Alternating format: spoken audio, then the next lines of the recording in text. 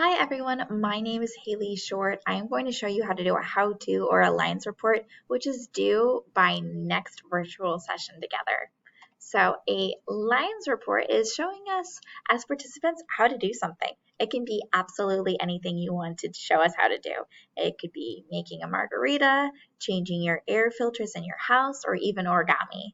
So it should be language that is easily understood, an illustration of what you want to show us, and organized thoughts that end with a brief summary.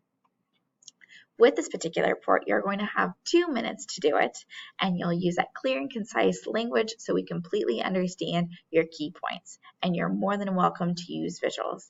At the end, just make sure that you have a brief summary of steps to close it out and summarize what you just showed us. So an example of this would be how to put on a mask. So I'll show you right now. So what you'll need is just a mask.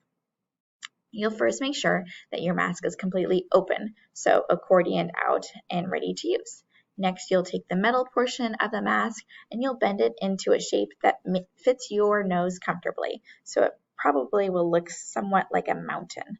Next, what you'll do is you're going to make sure that the loops are ready to put around your ears, and you'll fit it over your nose and your mouth and loop it around your ears. So it would look like this.